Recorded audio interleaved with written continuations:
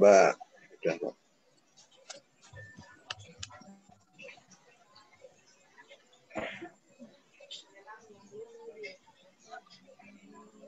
Baik Bapak Ibu, sebelumnya apakah Bapak Ibu sudah menginstal SPSS? Belum, Pak. Oh, belum.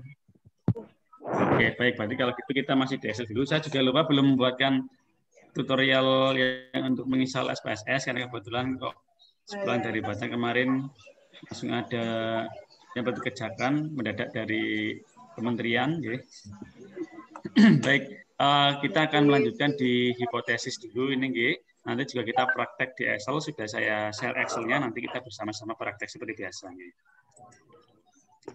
Kita membahas tentang hipotesis. Kenapa kita bahas hipotesis? Karena di sini nanti akan digunakan oleh Bapak dan Ibu dalam penelitian di tesis Bapak dan Ibu nantinya. Karena di sini nanti kalau terutama di kuantitatif, kalau di kuantitatif atau di R&D nanti akan digunakan hipotesis, tapi kalau di kualitatif mungkin tidak akan menggunakan hipotesis.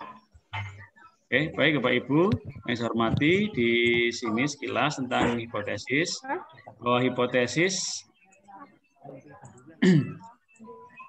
merupakan kesimpulan sementara atau dugaan logis tentang keadaan suatu populasi.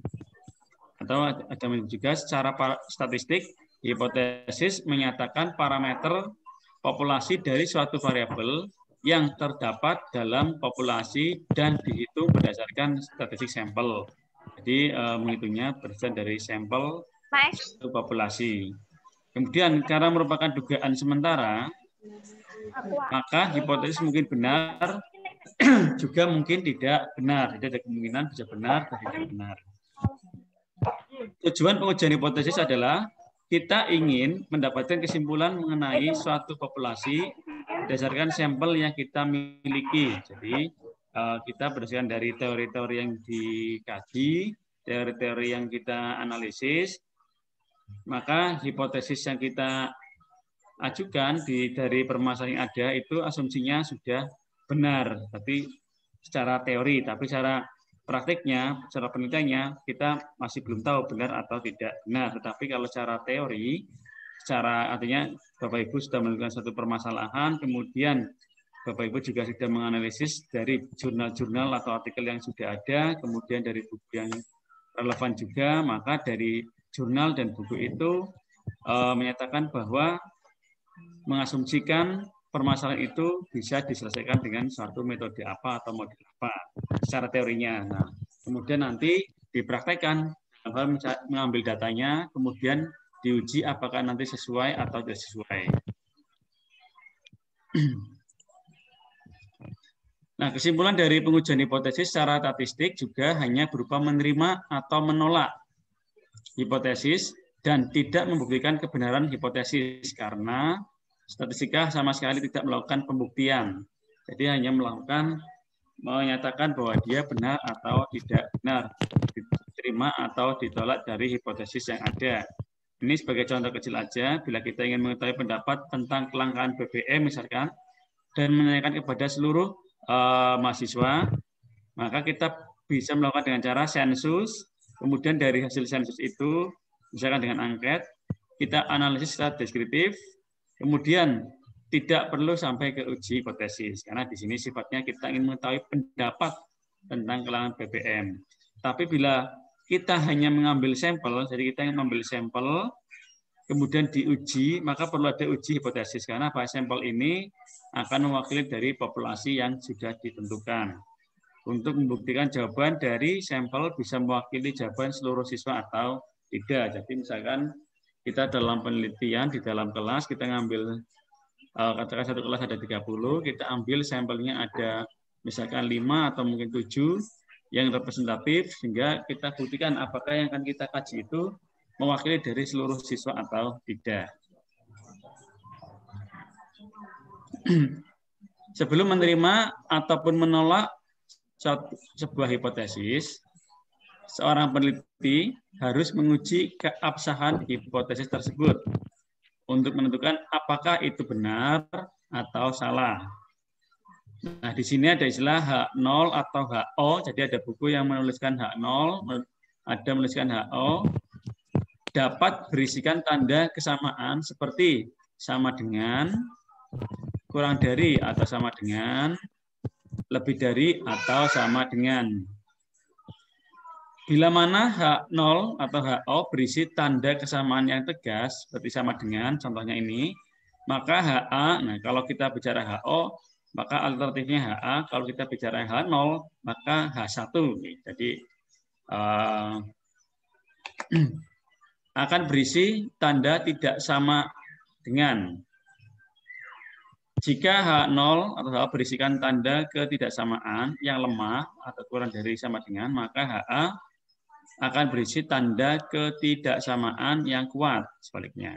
Dan jika H0 berisi lebih dari atau sama dengan, maka HA akan berisi kurang dari. Nah, ini di bawah sudah saya contohkan, artinya jika HO X bar sama dengan mu, maka dia lawannya yaitu tidak sama dengan. Kalau sama dengan, dia tidak sama dengan. Jadi ini ada yang menuliskan H0, di sini ada yang menuliskan di buku H1, sama. Jadi kalau kita bicara di sini H0, maka alternatifnya yaitu H1. Jika kita bicaranya HO, maka alternatifnya yaitu HA. Nah, ini dua hal yang sama, cuman dari beberapa buku ada yang berbeda pandangan, tetapi maknanya sama. Nah, saya gunakan yang lazimnya digunakan yaitu HO dan HA. Kemudian jika HO X-bar kurang dari atau sama dengan mu, maka alternatifnya balikannya yaitu lebih dari. Atau sebaliknya, kalau HO-nya X-bar lebih dari atau sama dengan mu, maka HA-nya yaitu kurang dari. Jadi ini yang pada uji hipotesisnya. Jadi ini lawannya yang ini, kemudian yang lebih dari sama dengan yaitu kurang dari. Nah, jadi yang perlu Bapak Ibu ketahui ini sebagai dasarnya Bapak Ibu untuk menentukan hipotesisnya. Nah, nanti kita bersama-sama membahasnya. Ini kita baru membahas terkait tentang penulisannya seperti apa. Nah, di sini ada beberapa tipe hipotesis, Bapak Ibu. Ada 3 tipe. Yang pertama ada hipotesis deskriptif. Nah, hipotesis deskriptif adalah dugaan tentang nilai suatu variabel mandiri tidak membuat perbandingan atau hubungan. Artinya dia berdiri sendiri variabelnya, tidak membuat perbandingan ataupun suatu hubungan. Nah, dalam perumusan hipotesis statistik, antara hipotesis 0 atau hipotesis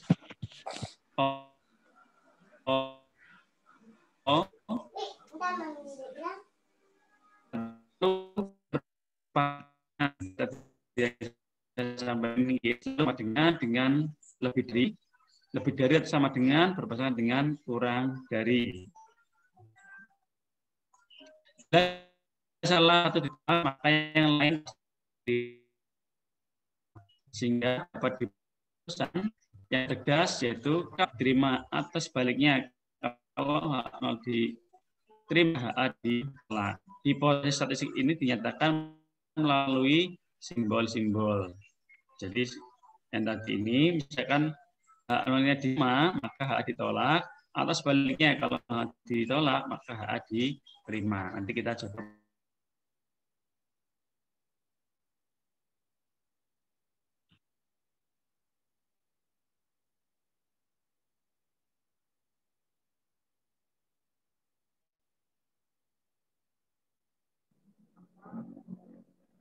Pak Arya mental apa ya? Pak Aryo keluar nih. Halo Pak Aryo. Pak Aryo kayaknya keluar ya, Bu ya? Iya.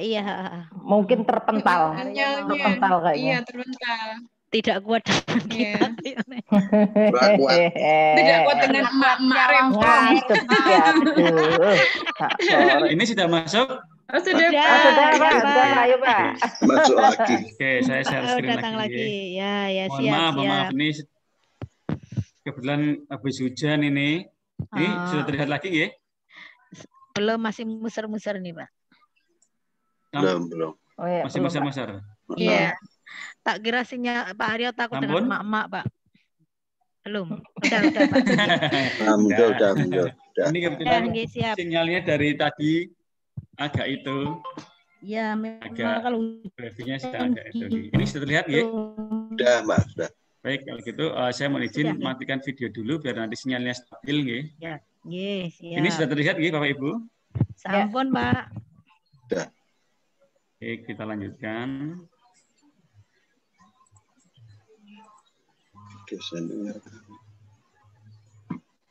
Oke, kemudian ini sebagai contoh Bapak Ibu, suatu perusahaan minuman guys, salah nulis guys. Minuman harus mengikuti ketentuan bahwa salah satu unsur kimia hanya boleh dicampurkan paling banyak 1%. Dengan demikian rumusan hipotesisnya. Nah, ini kata kuncinya Bapak Ibu yaitu paling banyak di sini. Nah, paling banyak. Maka kita gunakan hipotesisnya H0 mu kurang dari atau sama dengan 0,01. HA-nya alternatif itu lebih dari 0,01. Kenapa di sini? Nah, karena di sini paling banyak 0,1, maka di sini 0,01 masih berada di H0 atau HO di sini atau kurang dari 0,1. Artinya ini paling banyak. Nah, maka lebih dari ini sebagai alternatifnya. Jadi kata kuncinya sekali lagi Bapak Ibu ini yaitu paling banyak. Maka kita gunakan hipotesis yang seperti ini. Kemudian satu bimbingan tes menyatakan bahwa murid yang dibimbing di lembaga itu paling sedikit 90% dapat diterima di perguruan tinggi negeri. Nah, maka di sini Bapak Ibu kata kuncinya itu paling sedikit. Nah, kalau tadi itu paling banyak, kalau ini paling sedikit kata kuncinya. Oke. Maka di sini H0 mu lebih dari atau sama dengan 0,9 karena paling sedikit 90% atau 0,9, maka di sini ini paling sedikitnya untuk mu-nya. Sehingga di sini kurang dari itu yaitu sebagai alternatifnya. Jadi misalkan kalau kita di dalam kelas misalkan mengatakan siswa yang paling pandai atau mungkin nilainya paling tinggi, nilainya paling rendah, maka kita gunakan hal seperti ini. Nah, kemudian yang ketiga, Bapak Ibu, seorang peneliti menyatakan bahwa daya tahan lampu merek A sama dengan 450 jam dan merek B 600 jam. Nah, maka ini kata kuncinya disama dengan Bapak Ibu. Nah, maka kita gunakan hipotesisnya seperti yang A ini, kemudian yang B ini. Jadi kata kuncinya Bapak Ibu disama dengannya. Kalau tadi di awal paling banyak, kemudian paling sedikit, di sini sama dengan. Misalkan kita mengatakan rata-rata nilai dari siswa kita sama dengan 80, maka kita gunakan hipotesisnya yaitu dengan sama dengan, lawannya tidak sama dengan. Jadi ini. Jadi sama dengan 450, maka lawannya tidak sama dengan 450. Jadi ini sebagai kata kunci Bapak Ibu karena biasanya dalam satu permasalahan, misalkan kalau Bapak Ibu pernah melihatnya atau mungkin di tesis Bapak Ibu nantinya ada beberapa permasalahan bahwa ingin melihat misalkan yang nilainya paling baik atau mungkin model paling baik yang mana, maka kita bisa gunakan yang ini atau paling sedikit yang ini atau paling banyak. Nah, nanti kata kuncinya bisa menyesuaikan. Nah, kemudian ada Ibu. Itu bacanya HO titik 2 mu gitu. HO. HO langsung HO mu kurang dari atau sama dengan 0,01. Jadi titik 2 ini sebagai penanda. Ini bacanya H0 atau HO mu kurang dari atau sama dengan 0,01. Sama dengan 0,01. Berarti itu HA mu pun HO dan HA itu berarti lawan ya Pak ya ibaratnya ya. Ini lawan, betul. Lawan, betul. Jadi HO itu sebagai asumsinya HA sebagai alternatifnya. Jadi kita sudah mengasumsikan bahwa dia benar, cara teori misalkan gitu, maka HA sebagai alternatifnya. Jika tidak benar, maka alternatifnya apa? Jadi sebagai lawannya. Ya. Bacanya soalnya kalimat baru itu, Pak. Kalimat baru gitu. Tulis miu. Miu sudah tak tulis. Ini miu gitu. HO, miu, Miu. kurang dari atau sama dengan 0,01. 0,0. Iya. Jadi Sudah sebenarnya bisa miu ini nilainya sama dengan rata-rata Ibu. Jadi misalkan ini X bar itu sama dengan mu. Nah, bedanya apa? Bedanya kalau di X bar lebih cenderung di data populasi. Misalkan Bapak Ibu di kelas ada 30 atau 25 jumlah siswanya, maka kalau semuanya kita ambil maka populasi. Nah, kalau di mu itu lebih ke arah sampelnya. Misalkan Bapak Ibu dari 20 siswa di kelas Bapak Ibu diambil 10 saja, itu sebagai sampel, maka rata-ratanya menggunakan mu. Jadi ini sama-sama rata-rata Bapak Ibu. Kalau untuk X bar lebih cenderung ke populasi, kalau mu lebih cenderung ke data sampel. Bisa kita lanjut Bapak Ibu? Bisa, Pak. Bisa, Pak, ya, Pak. Oke, baik, terima kasih. Kemudian di sini ada hipotesis komparatif, artinya membandingkan. Bahwa hipotesis komparatif adalah pernyataan yang menunjukkan dugaan nilai dalam satu variabel atau lebih pada sampel yang berbeda. Contoh, apakah ada perbedaan daya tahan lampu merek A dan B? Misalkan ada 3, tidak terdapat perbedaan daya tahan lampu antara lampu merek A dan merek B. Berarti kalau tidak ada perbedaan, ini menggunakan tanda sama dengan atau tidak sama dengan. Kemudian daya tahan lampu merek B paling kecil. Nah, ini kata kunci juga, nggih. Paling kecil sama dengan lampu merek A. Kemudian yang ketiga terakhir yaitu paling tinggi. Berarti daya tahan lampu merek B paling tinggi sama dengan lampu merek A. Jadi ini kata kuncinya Bapak Ibu. Kalau yang pertama, tidak terdapat perbedaan, artinya sama, nggih.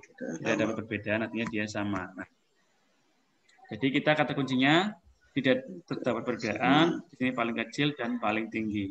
Sehingga bisa saya tuliskan seperti ini Bapak Ibu. Tadi yang pertama karena tidak ada perbedaan, kita gunakan ini sama dengan dan tidak sama dengan, oke. Misalkan karena di sini ada merek A, jadi misalkan mu1 yaitu yang merek A tadi, mu2 yang merek B. Jadi yang mu1 sebagai rata-rata dari lampu merek A, mu2 sebagai rata-rata dari lampu merek B. Jadi saya sebutkan mu1 sama dengan mu2 karena tidak terdapat perbedaan, maka lawannya yaitu sama, tidak sama dengan. Nah, ini ada yang menamakan sebagai hipotesis dua pihak. Kemudian yang tadi paling kecil. Nah, paling kecil di sini maka mu1 lebih dari atau sama dengan mu2. Nah, ini sama mu1 ini lampu merek A, mu2 lampu merek B. Maka lawannya itu kurang dari. Kemudian ada yang menyebut di sini juga sebagai uji hipotesis satu pihak. Kemudian yang tadi paling tinggi, nah, maka mu1 kurang dari atau sama dengan mu2, mu1 sebagai lampu merek A, mu2 sebagai lampu merek B, maka alternatifnya atau lawannya mu1 lebih dari mu2. Karena tadi paling tinggi, nah, kalau paling tinggi mu2 atau sama dengan dari mu1, maka lawannya dia mu1-nya lebih dari mu2. Ini juga ada yang dinamakan sebagai uji hipotesis satu pihak. Jadi ini mu1 sebagai lampu merek A, mu2 sebagai lampu merek B-nya. Misalkan Bapak Ibu menggunakan kelas, berarti misalkan adalah kelas A dengan kelas B misalkan, maka Mi1 sebagai kelas A, Mi2 sebagai kelas B. Kelas B. Atau misalkan Bapak Ibu di dalam kelas dibagi dua kelompok nggih, dari 20 siswa, 10 misalkan nggih, ingin melihat masing-masing dengan perlakuan yang berbeda, maka bisa dinamakan Mi1 ini sebagai kelompok 1, Mi2 sebagai kelompok 2. Nanti apakah ingin melihat kelompok 1 lebih baik dari kelompok 2 atau kelompok 1 lebih baik dari kelompok 2, maka gunakan satu pihak. Tapi Pak kalau Aryo, kita nggih, itu rumus-rumus itu harus digunakan dalam tesis, itu untuk hipotesis harus ada itu ya. Misalkan kan saya kan Nggih. kuantitatif. nggih, Oh, itu Bu. harus muncul Muncul, nggih, seperti Bu. itu. Waduh. Nggih. Tapi nggak usah khawatir, Bu. Itu yang di- saya- Ditongke Pak Bu, aku des ada mumet Pak pakar, Bu. ada pakarnya, enggak khawatir. Ditongkeng kok Bu ah. Mumet. Nanti kita bisa diskusi ya. Ya tetaplah harus. 1 ditambah 1 kita iso ngono Pak bisa. Pak, Betul. mendengar rumusnya aja udah ngeluh Pak ini Pak. Udah ngeluh, ini bukan rumus, Bu. Ini hanya Lagi perbandingan. perbandingan saja, Ya. model. Iya, hipotesis. nanti kalau jadi rumus kita gunakan dugaan. Excel. Nggih. Aduh. Ini cara kita masih bicara konsep, bukan nanti kalau Iya. sudah contoh, insya Allah nanti akan lebih terang, lebih jelas. Gitu. Terang benderang. Ini saya hanya menjelaskan konsep dulu, biar nanti Bapak dan Ibu saat ke contoh sudah tidak bingung, artinya oh itu yang dimaksud H0, HA gitu. Baik, bisa lanjut Bapak Ibu? Bisa Pak. Apa Baik. lanjut. Iya, Kamu Pak. sana ben lungguhe ben pena. Oke. Kemudian yang ketiga ada hipotesis asosiatif.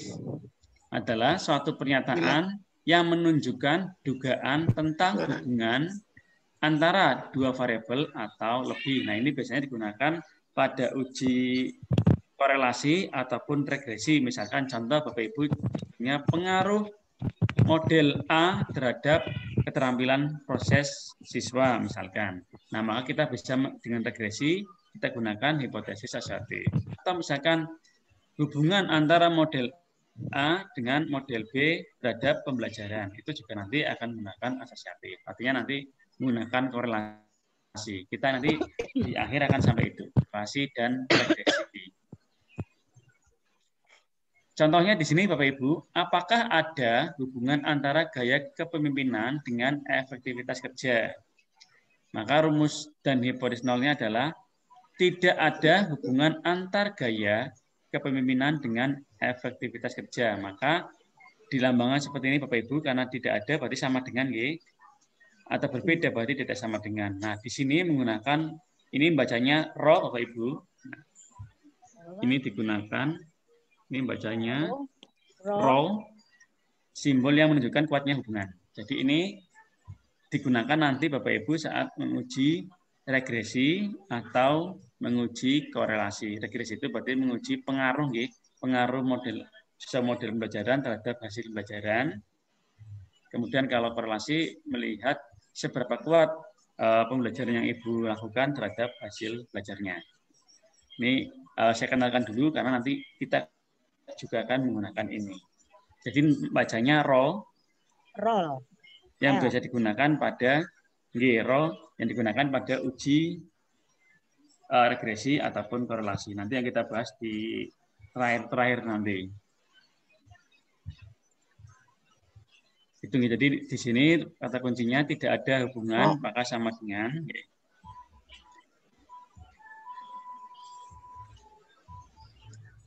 ini jenis-jenis dari hipotesis. Jadi saya kenalkan dulu supaya nanti Bapak dan Ibu paling tidak pernah mendengarnya, kemudian pernah membacanya, sehingga nanti saat Bapak Ibu menyusun tesis pun bisa mengetahui bahwa hipotesis yang dilakukan nanti seperti apa. Baik, kita lanjut di Bapak Ibu. Nah, ini ada tipe-tipe kesalahan pada hipotesis. Saya kenalkan ke Bapak Ibu. Tipe yang pertama yaitu kesalahan tipe 1, yaitu menolak hipotesis atau H0 yang seharusnya tidak ditolak atau H0 ditolak padahal H0 benar. Kesalahan ini disebut sebagai alfa. Nah, di sini kemarin sempat kita singgung. Jadi alfa itu yang kita gunakan yaitu 5% kecenderungannya. Jadi alfa ini sebagai taraf signifikansi atau tingkat kesalahannya. Kesalahan. Kemudian kesalahan tipe 2 yaitu tidak menolak hipotesis yang seharusnya ditolak atau diterima padahal salah. Nah, ini disebut sebagai beta. Nah, beta ini nanti Bapak Ibu akan kita gunakan pada uji regresi. Nah, beta ini hampir sama dengan rho tadi.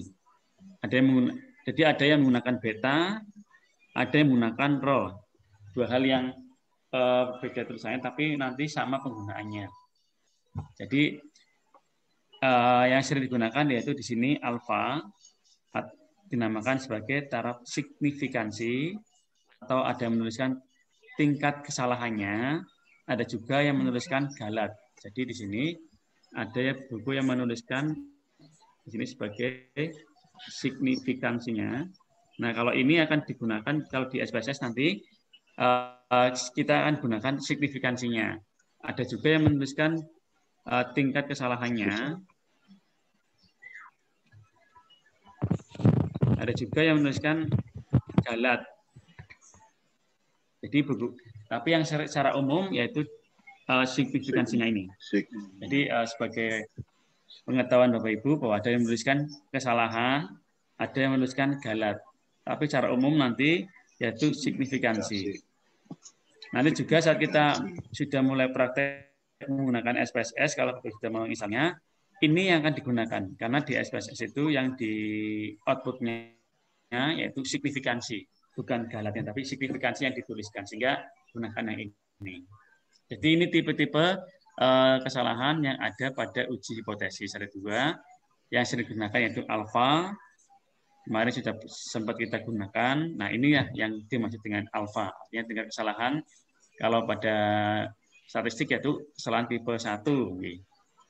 Yang kemarin sudah sempat kita gunakan juga nih. Kecenderungannya di sini 5%. Misalkan Pak, saya tidak mau 5%, saya mau kurang dari 5% juga tidak masalah. Karena sampai detik ini saya belum menemukan yang menyatakan bahwa alfa untuk di tingkat pendidikan wajib 5%. Tapi kecenderungannya penggunaannya 5%. Gitu. Baik Bapak Ibu, kita lanjutkan.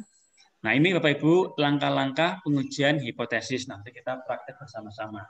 Yang pertama di sini Bapak Ibu, kita tulis dulu lebih mudahnya HA dan H0-nya dalam bentuk kalimat. Nah setelah kita tulis dalam bentuk kalimat, kemudian kita tulis dalam bentuk statistik. Nah dalam bentuk statistik itu yang seperti tadi contohnya Bapak Ibu. H0 mu misalkan sama dengan Mi1 sama dengan Mi2, kemudian HA-nya Mi1 tidak sama dengan Mi2. Nah, itu bentuk statistiknya yang tadi saya contohkan. Kemudian nanti kita menghitung ini nomor 3, kita akan menggunakan Excel saja Bapak Ibu. Hitung, T hitung atau Z hitung. Jadi ini yang digunakan salah satu untuk uji hipotesis, walaupun masih banyak, tapi yang lazim digunakan T hitung dan Z hitung. Nah, T hitung ini rumusnya seperti ini Bapak Ibu. X bar dikurangi mu0 dibagi S bagi akar N. X bar itu rata-rata data yang ada. Jadi data yang ada nanti dicari rata-ratanya. Seperti kemarin Bapak Ibu sudah pernah mencoba sama dengan average. Nah, datanya di sort, nanti ketemu rata-rata. Jadi Bapak Ibu tidak perlu menghitung menggunakan kalkulator. Kemudian mu0 yaitu rata-rata sekarang. Biasanya kalau pada suatu permasalahan sudah ditentukan rata-ratanya. Maksudnya rata-rata sekarangnya. Kemudian S, Bapak Ibu, simpangan baku. Nah, ini kemarin sudah pernah kita cari. STEDV kemarin ya. N jumlah data sampel. Ini keterangan dari rumus T hitung. Jadi nanti Bapak Ibu kita akan mencoba bersama-sama mempraktekkan dari contoh yang ada di PPT ini. Nah, kemudian Bapak Ibu, jika sigmanya diketahui, maka kita gunakan Z hitung. Jadi sempat saya singgung dulu, saya ulangi lagi nggih. Kalau kita bicara kurva normal, nah dulu di sini mu sama dengan 0 dan di sini sigmanya sama dengan 1. Ini dikatakan dia berdistribusi normal. Oke. Jadi N 0,1 maka dinamakan dia normal. Nah, di sini jika sigma diketahui maka Z hitung adalah dengan cara rumus seperti ini. Angel temen, Pak. Nanti kalau menghitung dengan Excel udah, Bu. Udah. Lah Nanti itu, kita hitung Pak, dengan Excel, Bu. Biar mudah. cari apa kuwi X apa Oh. kuwi ngendi kuwi. Miu. Miu. Yang penting aja meong-meong, Bu. Anggap aja sebagai selingan, Ibu. Simpang Baku, Simpang 5, Pak Tangkertose, Pak. Simpang 5 tahunnya, Bu. Nggih. Nggih. Besok ke Simpang 5 Nah, ya, Bapak Bu Ibu, ya. yang penting dinikmati Yes. saja. Sama Pak Aryo. Iya, Pak. Yes. Kita mendengarkan, Pak. Siap, Pak. Siap, nggih. Nggih. Sebagai murid yang Jadi baik ini- mendengarkan. Ini X-bar rata-rata data yang ada, kemudian minol rata-rata sekarang, sigma simpangan bakunya, N jumlah data sampelnya. Nanti menghitungnya kita bisa menggunakan Excel. Nah, nanti kalau di SPSS Bu lebih mudah lagi, Ibu dan dapat tinggal masukkan data, klik analyze, ketemu. Nah, kita nanti diperkuat di membaca tab outputnya. Nah, di output itu nanti kita akan membaca di situ. Kalau di Excel kan kita menggunakan data yang ada, melakukan rumus, nanti akan ketemu hasilnya. Kemudian setelah itu tentukan taraf signifikansinya yang tadi saya bahas, tipe kesalahan. Nah, lazimnya kalau di tingkat pendidikan yaitu 5%. Kemudian cari T-tabel dengan ketentuan bahwa DK itu derajat kebebasan. Nah, ada juga yang menuliskan di tabel yaitu DF itu degree of freedom. Degree of freedom. Kalau DK yang versi bahasa Indonesia yaitu derajat kebebasan.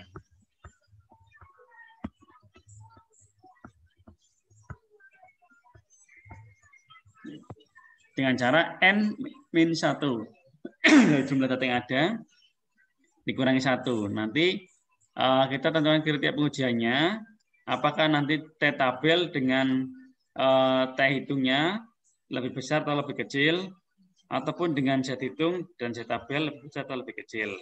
Nah, yang terakhir baru membuat kesimpulan. Kesimpulan ini nanti kembali lagi ke hipotesis. Jika misalkan T hitung lebih besar dari T tabel dan H0 diterima, maka H0 itulah yang akan kita ambil.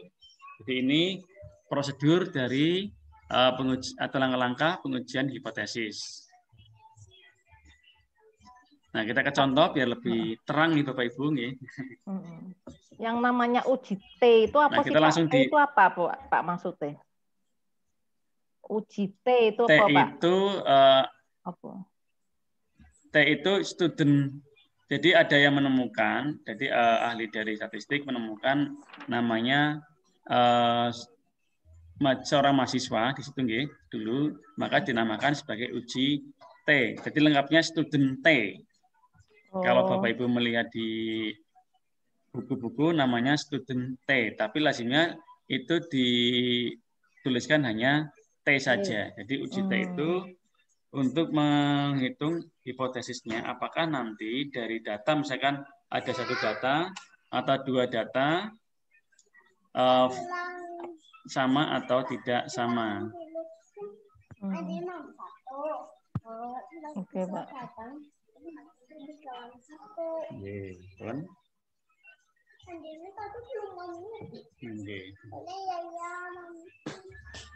Nggih, Bu, ikhlas sebentar ya, Bu. Iya. Nggih, Pak, enggak apa-apa, Bu. Bapak. Apa? Sebagai contoh di sini Bapak Ibu, jadi tadi untuk kita hitung itu digunakan untuk mencari datanya, apakah nanti datanya itu bisa dilanjutkan ke uji berikutnya atau tidak. Misalkan tadi yang hipotesis asosiatif, kita mencari pengaruh misalkan dengan regresi atau mencari hubungan dengan korelasi. Nah, sebelum itu kita perlu menguji ini dulu Bapak Ibu. Artinya apakah itu diterima atau ditolak nantinya.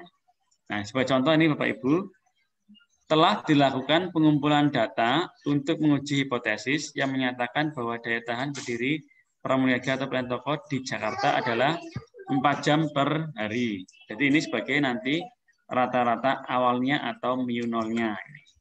Jadi sudah diketahui rata-ratanya.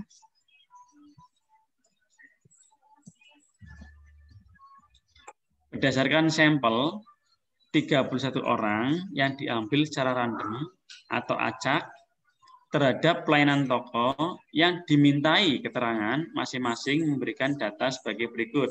Ini dalam jam ya Bapak Ibu, 3 jam, 2 jam, 3 jam, 4 jam, 5 jam, 6 jam, 7 jam, sampai terakhir 3 jam. Jadi ini pertanyaannya, bahwa di sini sudah diketahui rata-rata awalnya bahwa daya tahan berdirinya yaitu mu 0 4 jam per hari. Nah, kemudian setelah didata di sini ada 3 jam, 2 jam, 3 jam, 4 jam, 5 jam dan seterusnya. Nah, ini Bapak Ibu langkah pertama tadi yang saya sampaikan, kita bisa tulis dalam bentuk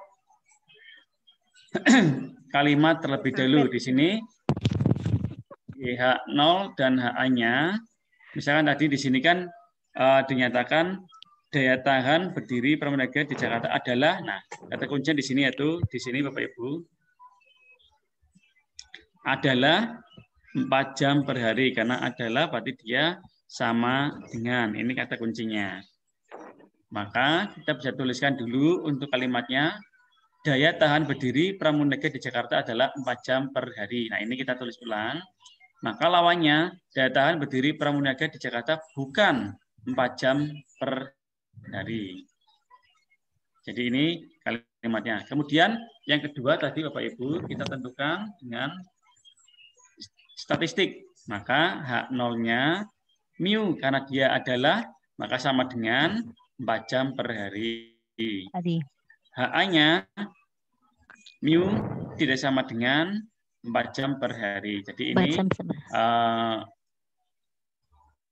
bentuk statistiknya yang tadi kita bahas di awal tadi, mu1 sama dengan mu2, mu1 tidak sama dengan mu2. Nah, ini kita aplikasikan di sini. Nah, kemudian kita akan menghitung T hitungnya. Karena di sini sigmanya nggak diketahui, kita akan menghitung menggunakan rumus T hitung dengan N datanya 31, mu0 yaitu 4 jam per hari. Nah, ini kita hitung menggunakan Excel saja Bapak Ibu biar lebih memudahkan.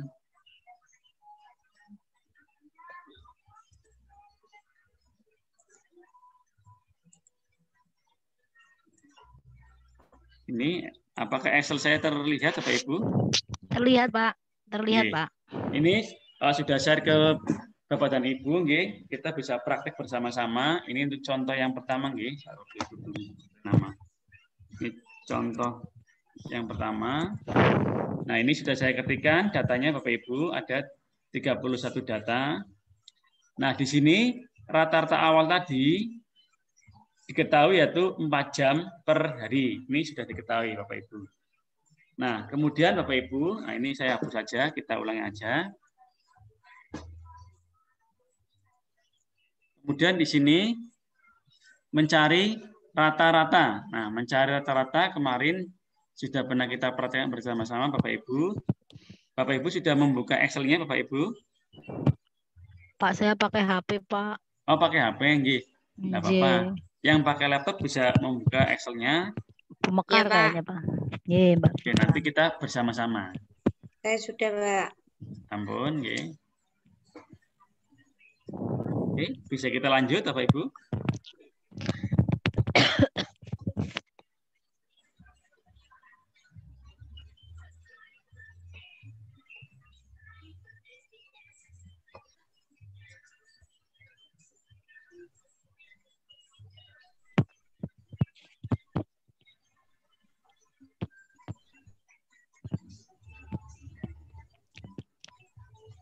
Bagaimana? Bisa kita lanjutkan? Sudah terbuka semua Excel-nya?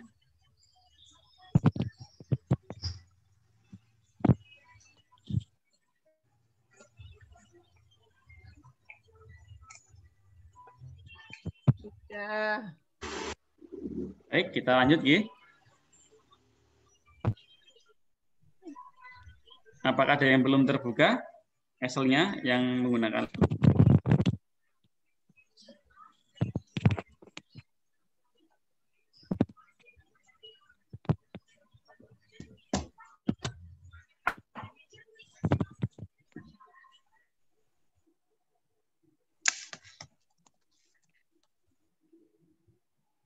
Tadi angkanya 1 sampai berapa, Pak? 1 sampai 31, Ibu. Sampun, Pak. Nggih. 1. Sampai 31 yang contoh 1. Sampun? Oke, baik kalau sudah kita bersama-sama Bapak Ibu kita mencari rata-rata karena tadi kan ada X bar-nya rumusnya nggih.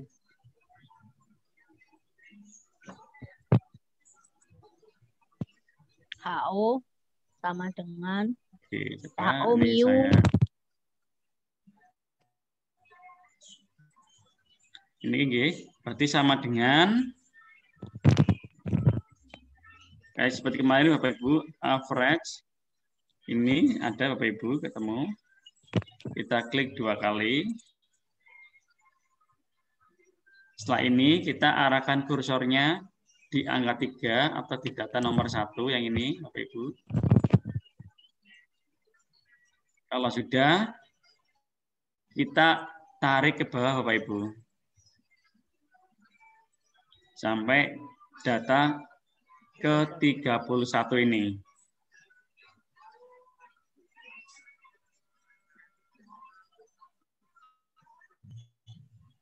Kemudian kita beri kurung tutup. Jadi kalau di tempat saya C4 sampai C34, kalau di tempat Bapak Ibu, kalau menggunakan Excel saya tidak dirubah, sama C4 sampai C34 katanya.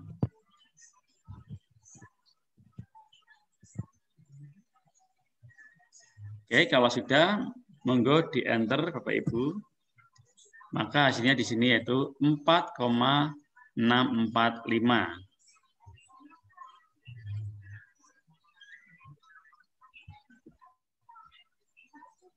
Pripun Bapak Ibu, apakah ada yang berbeda? Itu ngisi datanya kan belum, Pak. Pripun? Itu ngisi data yang 3234 itu kan belum. Masukkan Ini nomor dulu di itu, Excel Pak. saya sudah ada, Bu. Oke. Yang saya share di grup BA pun enten, Ibu.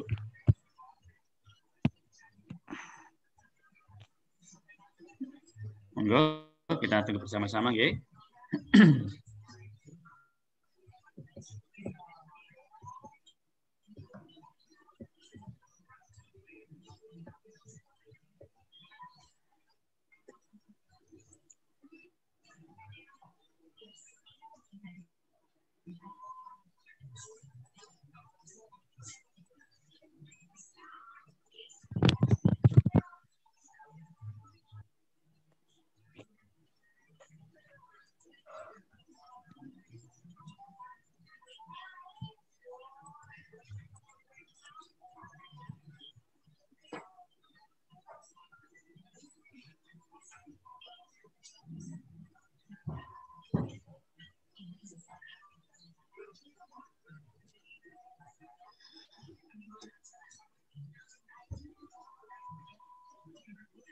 Sampun, Bapak Ibu.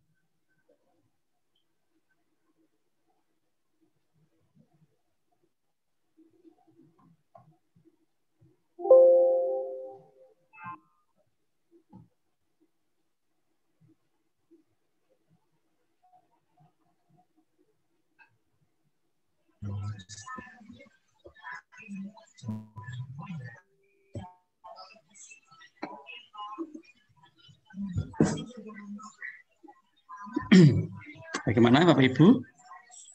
Sudah ketemu datanya?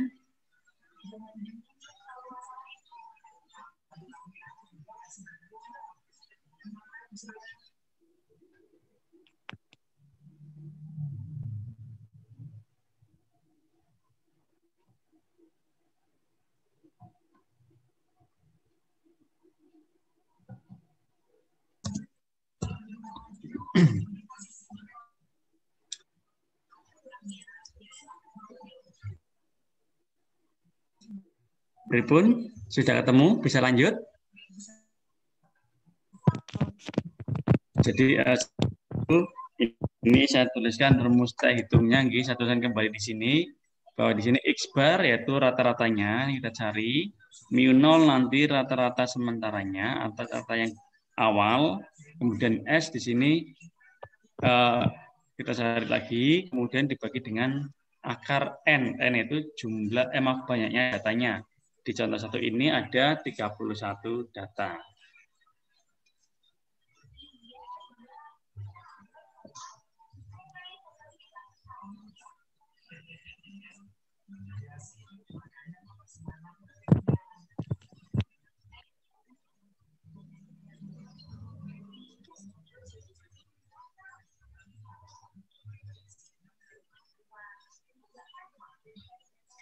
Pripun Bapak Ibu? Bisa lanjut atau masih? Lanjut, oke, baik. Sudah ketemu nggih filenya nggih di grup BA dan jadi di sini ada saya lagi. Dibuka, Pak. Oh, baru bisa dibuka nggih. Udah Pak, udah. Oke. Baik Bapak Ibu, di sini saya ulangi lagi. Untuk contoh tadi yang pertama, rata-rata awalnya 4 diketahui dari soal tadi nggih. Oh, itu udah diketahui langsung ya, Pak? Ini nggih, ini kan 4 jam per hari, mu 0-nya. Oh, gitu. Nah, jadi rata-ratanya yaitu 4 ini saya tuliskan dia mu 0-nya. Kemudian kita cari rata-ratanya dengan cara sama dengan average itu rata-rata, klik 2 kali, kemudian kursornya kita arahkan ke data yang pertama atau nomor 1 di situ yaitu 3. Kemudian kita tarik ke bawah sampai data terakhir yaitu data ke 31. Setelah itu dikurung tutup, kemudian di enter. Nah, maka rata-ratanya ketemu 4,645 ini yaitu X bar-nya atau rata-ratanya. Sampun sedaya Bapak Ibu rata-rata ketemu? Oke, Pak. Sudah. Oke, kita lanjut ke S, terus deviasinya dengan cara sama dengan nah ini sudah muncul. Kita pilih yang ini nggih. STDEV kalau di saya .s. Nah, mungkin kemarin ada yang tidak bisa .s, dotnya atau titiknya dihilangkan kalau tidak berhasil karena settingan Office-nya mungkin beda. Jadi saya pilih ini. Nah, kemudian Bapak Ibu setelah kita pilih ini, kita sama dengan rata-rata. Kursornya kita arahkan ke angka 3 di data nomor 1. Kemudian kita tarik ke bawah sampai data ke 31 atau di sini C34. Jadi kalau Bapak Ibu nggak merubah Excel-nya dari saya, ini nanti akan sama C4 sampai C34. Kemudian kita tutup kurung. Jadi ini C4 sampai C34 kalau di Excel saya di sini. Nah, kalau sudah tinggal kita enter. Maka kita peroleh S-nya atau standar deviasinya. Kemudian di sini N-nya diketahui Bapak Ibu. N-nya yaitu 31. N itu banyaknya data. yang nomor ini 1 sampai 31. Nah, kemudian Bapak Ibu, setelah kita memperoleh rata-rata awal yang diketahui pada soal, rata-rata datanya, kemudian standar deviasinya, dan banyaknya data, kita hitung dengan cara rumus yang ada di bawah ini. X bar dikurangi mu 0 dibagi S dibagi akar N. Nah, caranya Bapak Ibu kita sama-sama sama dengan,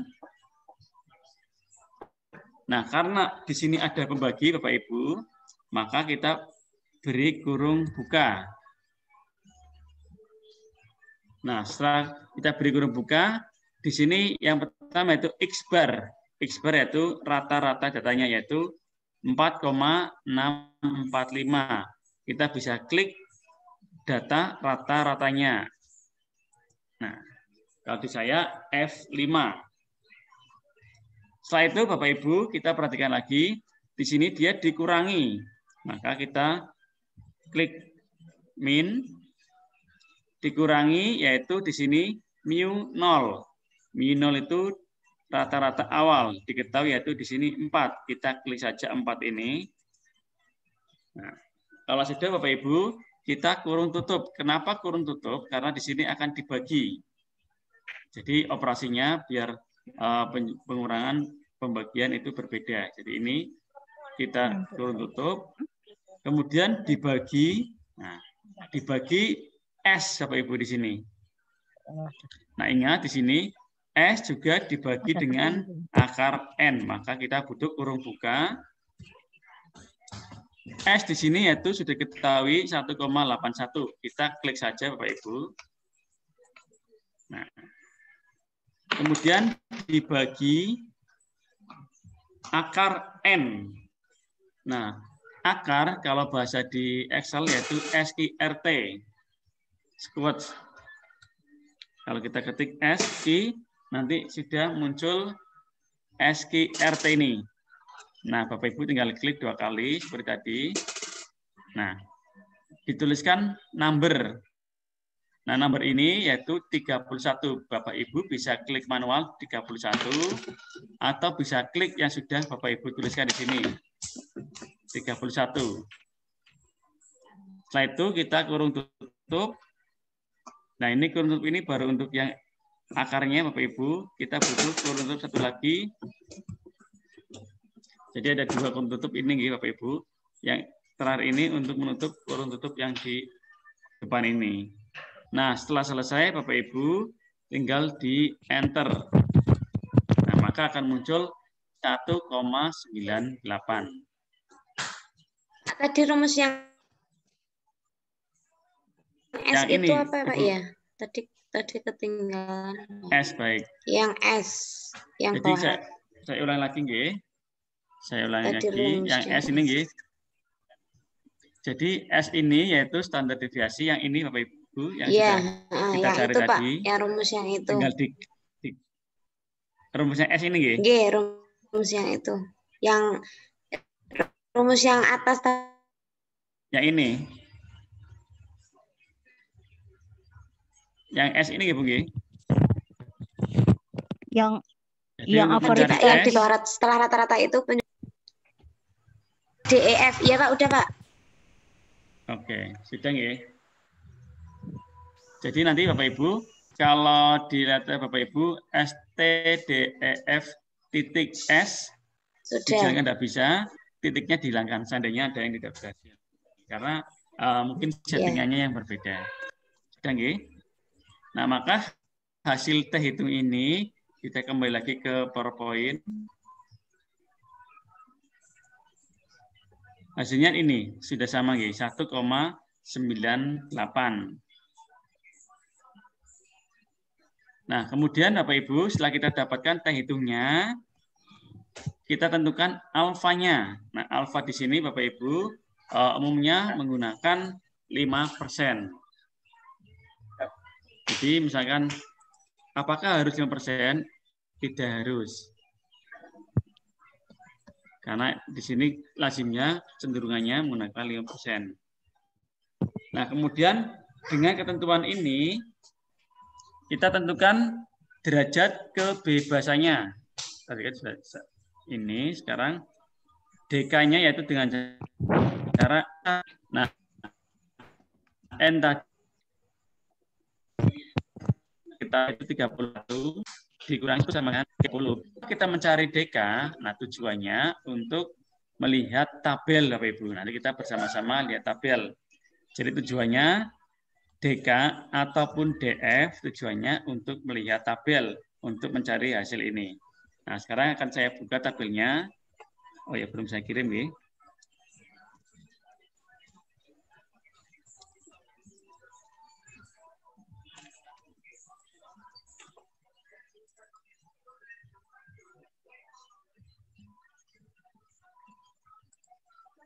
Ini Bapak Ibu nanti saya kirim juga, mohon maaf tadi belum sempat kirim.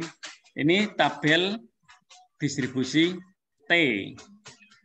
Ada juga yang menuliskan tabel student T. Nah, sama saja Bapak Ibu. Nah, ini Bapak Ibu saya kenalkan dulu. Ini DF, degree of freedom, atau DK tadi kalau di istilah bahasa Indonesianya. Yaitu di sini DK. Kemudian ini Bapak Ibu, ini merupakan alfanya. Jadi ini merupakan alfanya, baik dari yang terkecil sampai yang terbesar. Jadi sekali lagi Bapak Ibu, ini merupakan DF-nya atau DK-nya. Kita melihatnya ke bawah sini Bapak Ibu. Ini merupakan DK tadi atau DF. Kemudian yang ini untuk melihat alfanya. Jadi nanti cara melihatnya Bapak Ibu ke bawah di sini sama juga. Nah,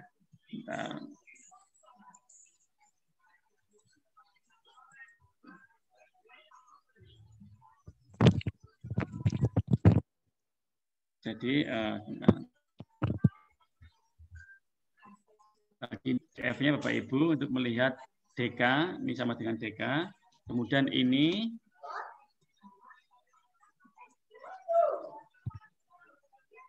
untuk melihat alfanya. Nah, di sini ada dua Bapak Ibu, yang atas dan yang bawah. Nah, ini yang atas dan bawah ini untuk kan tadi kan sudah kita bagi dua pihak, ada satu pihak. Nah, nanti kita bisa melihat mana dan mana yang satu pihak. Sehingga nanti kita akan ketemu datanya. Nah, yang atas ini Bapak Ibu, yang atas itu untuk yang satu pihak, yang bawah untuk alfa yang dua pihak. Jadi sekali lagi Bapak Ibu, untuk tabelnya saya kenalkan dulu. Yang atas ini alfanya untuk yang satu pihak, yang bawah ini yang 0,5, 0,2, 0,1 ini untuk yang dua pihak. Dan ini DF-nya atau DK ke bawah, nilai DF-nya atau degree of freedom atau derajat kebebasannya ke bawah ini. Yang alfanya ini yang saya lingkari, yang atas untuk yang satu pihak, kemudian yang bawah untuk dua pihak. Nah, sekarang kita lihat bersama-sama Bapak. Di PPT tadi sudah ketahui bahwa DK atau DF sama dengan N-1. N ini banyak data itu 1 sama dengan 30. Dengan alfa 5%. Tadi kita menggunakan sama dengan dan tidak sama dengan ini menggunakan dua pihak.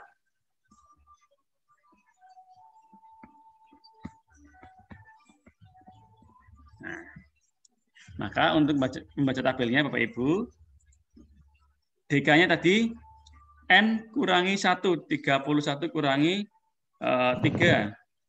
Kurangi 1.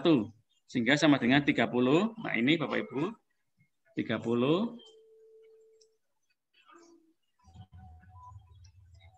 Nah kita tarik garis ke sini. Nggih. Nah kemudian kita sudah tentukan DK-nya. Sekarang kita tentukan alfanya. Karena tadi yaitu dua pihak. Karena menggunakan sama dengan dan tidak sama dengan, maka kita melihat alfanya yang bawah ini ya nomor 2. kita cari yang 5%. Berarti di sini 0,05. Nah, kita bisa tarik ke bawah, Bapak Ibu. Nah, saya kecilkan dulu. Nah, kita bisa tarik ke bawah 0,5 ini.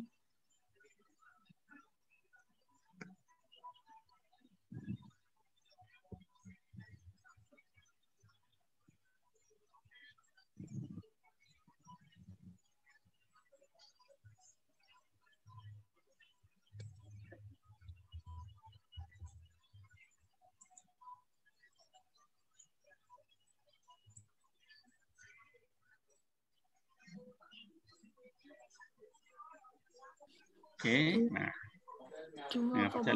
nggak bisa lurus nih. Jadi ini dari atas 0,5 tarik ke bawah sampai berpotongan di sini, Bapak Ibu. Nah, maka diperoleh data yaitu di sini 2,04227. Nah, ini 2,04227 tapi di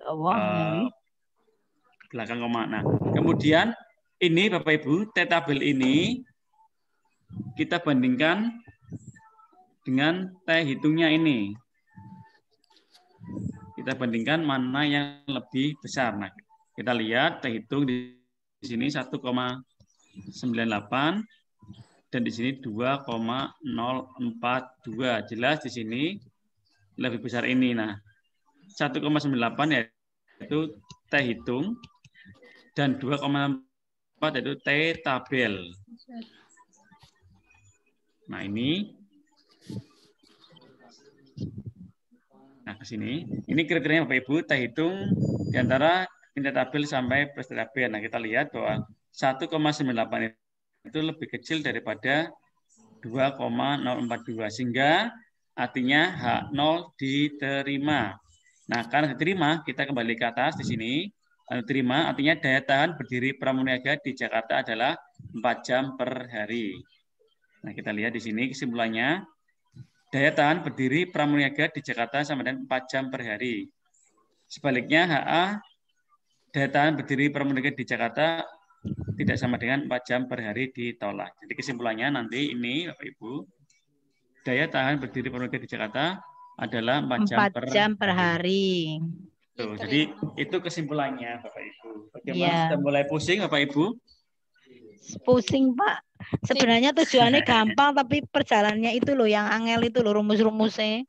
Oh, okay. Iya kan penghitung rata-rata kan sudah pasti kayak gitu HO sama dengan titik-titik. Kalau tidak ditolak HO tidak sama dengan titik-titik berarti ditolak kan seperti itu. Cuman kan perjalanannya itu loh menghitungnya. Nah, Bapak Ibu ini secara konsep dulu biar Bapak Ibu tahu langkahnya. Kalau nanti di SPSS itu lebih tinggal klik. Nah, nanti sehingga Bapak Ibu, oh ini dari mana kekurangan dari sudah pernah tahu sehingga bisa itu. Betul. Ini juga nanti barangkali nanti saat di ujian tesis ditanyakan juga Bapak Ibu juga paling tidak punya gambaran untuk menjelaskan. Walaupun nanti nggak harus lengkap tapi punya gambaran oh alurnya seperti ini gitu. Gitu. Bagaimana Bapak Ibu sudah mulai pusing? Apa kita cukup di contoh 1 dulu, contoh 2 dan 3 untuk berikutnya saja? Iya. Nah, ini udah pusing banget. Udah deg-degan nih. Contoh 1 aja. Baik Bapak Ibu, nanti untuk contoh 2 ini Bapak Ibu di Excel sudah saya itu. Nanti Bapak Ibu bisa mencobanya atau nanti kita bahas di pertemuan berikutnya. Nah, ini Bapak Ibu, ini saya ingin menyampaikan ini yang terakhir, yaitu tingkat signifikansi amatan yang kita amati. Jadi seperti tadi di tipe kesalahan bahwa alfa disebut juga taraf signifikansi, taraf arti, taraf nyata, atau probability sama dengan P. Taraf kesalahan dan taraf kekeliruan. Jadi tadi yang saya sampaikan kesalahan dan kekeliruan atau gala tadi. Nah, taraf signifikansi dinyatakan dalam 2 atau 3 desimal atau dalam persentase. Lawan dari taraf signifikansi yaitu tanpa kesalahan atau taraf kepercayaan. Jadi ini Bapak Ibu saya kenalkan ada namanya taraf kepercayaan atau lawannya dari taraf signifikansi atau taraf kesalahan atau gala tadi.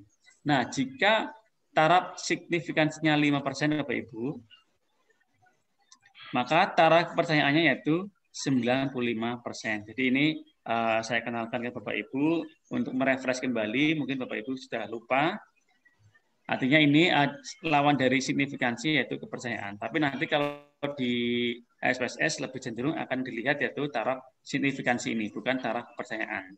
Tapi kalau pada tabel Bapak Ibu, mungkin kalau Bapak Ibu ada yang menemukan nanti kok enggak sama dengan yang disampaikan oleh saya, misalkan gitu. Tapi bisa dilihat ininya dulu. Dia menggunakan taraf signifikansi alfa atau taraf kepercayaan. Nah, ini yang saya sampaikan tadi dalam penelitian sosial, besarnya alfa biasanya diambil 5% atau 1%. Artinya di sini ialah kira-kira 1 dari 100 kesimpulan akan menolak hipotesis yang seharusnya diterima. Atau dengan kata lain, kira-kira 99% percaya bahwa kita telah membuat kesimpulan yang benar. Jadi ini 5% ataupun 1%, tapi cenderungnya kalau di dunia pendidikan yaitu 5%. Kalau 1% biasanya di dunia kesehatan, kurang dari 1%. Oke. Saya kira itu Bapak Ibu materi tentang hipotesis tadi sudah kita simulasikan satu contoh. Saya kira nanti untuk contoh kedua dan ketiga sama Bapak Ibu bedanya. Kalau contoh 1 tadi kita gunakan 2 pihak, kalau yang 2 dan 3 1 pihak. Nah, nanti untuk melihat tabelnya Bapak Ibu, saya bagian bawah saya share gitu. Alfa yang atas ini Bapak Ibu untuk yang 1 pihak, nanti nomor 2 dan nomor 3, berarti kita melihatnya yang atas ini gitu. Jadi 0,5-nya di sini. Untuk yang 1 pihak. Yang 1 pihak. Kalau yang 2 pihak berarti yang bawah, yang tadi kita lihat yaitu yang ini. Gitu nggih. Jadi yang 1 pihak tadi yang menggunakan kurang dari atau lebih dari. Kalau yang 2 pihak ini menggunakan sama dengan dan tidak sama dengan. Itu Bapak Ibu. Monggo kalau ada pertanyaan. Pripun Pak Heru sudah mulai pusing Pak Heru? Pusing Mbak. Bereva, pripun Bereva? Sudah pusing?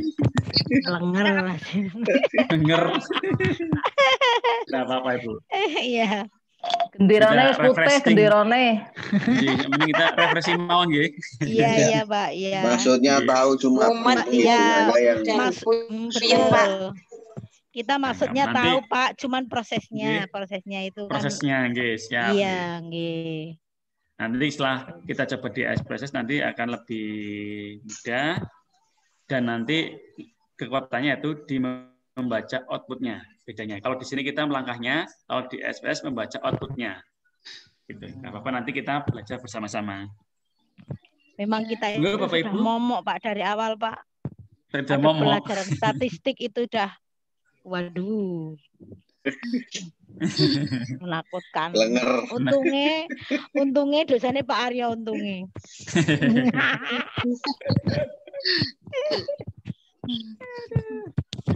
Enggak, Bapak Ibu, kalau ada pertanyaan Bapak Ibu. Tadi yang itu Pak, yang apa Pak tadi yang alfa yang atas, yang untuk 1 pihak itu apa Pak tadi? Oh yang ini, sebentar. Ini Ibu. Yang tabel ini Bu nggih? Iya. Baik, Bapak Ibu. Jadi untuk yang atas ini, iya. Aduh, nggak bisa lurus. Yang ini atas ini untuk yang 1 pihak. 1 pihak. 1 pihak nggih. Yang bawah ini untuk yang 2 pihak. 2 pihak itu yang tadi sama dengan tidak sama dengan. Kalau yang 1 pihak tadi yaitu yang kurang dari atau lebih dari. Ya. Yang tadi di PPT Ibu sudah saya tuliskan. Ya, sudah Pak. Yang ini Bu, kalau yang 2 pihak dia sama dengan dia sama dengan. Kalau 1 pihak dia kurang dari atau lebih dari. Monggo Bapak Ibu, ada pertanyaan lagi Bapak Ibu? Cukup mungkin Pak. Cukup, siap, nggih. Sudah mulai pusing nggih. Baik. Sudah cukup pusing. Bapak Ibu, saya kira puyeng, Pak. Sudah mulai puyeng nggih. Iya Pak. Cukup. Tapi luar biasa Bapak Ibu. Artinya puyeng itu berarti memperhatikan dan mengikutinya sehingga paling tidak tahu alurnya proses seperti apa nggih. Iya, itu Pak. luar biasa Bapak Ibu. Alurnya bingung, Pak. Alurnya bingung, tapi tahu Oke. tujuannya, Pak. Nah, nanti saya share videonya, nanti bisa dilihat kembali, dan nanti Pak. kalau ada yang kurang jelas, kita bisa diskusi kembali. Iya, Pak. Iya. Ya, Pak. Makasih, Pak. Oke, baik Bapak Videonya Ibu. di YouTube.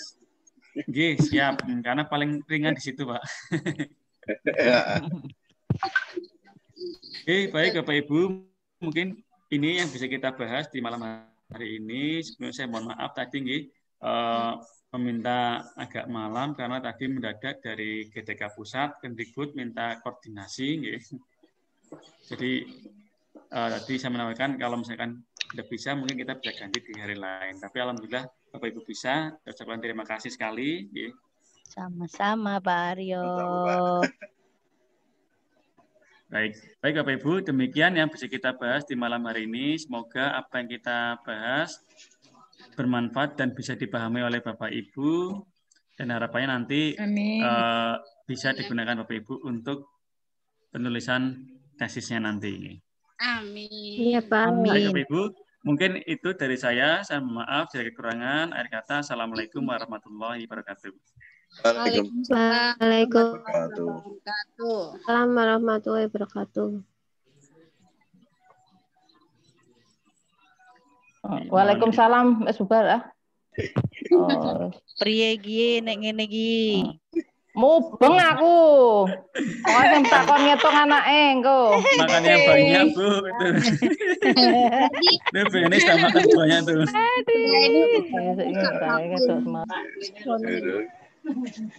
Mbak, lempar ini Mbak. Bisa dulu waktu. Ini tak Mbak Eni.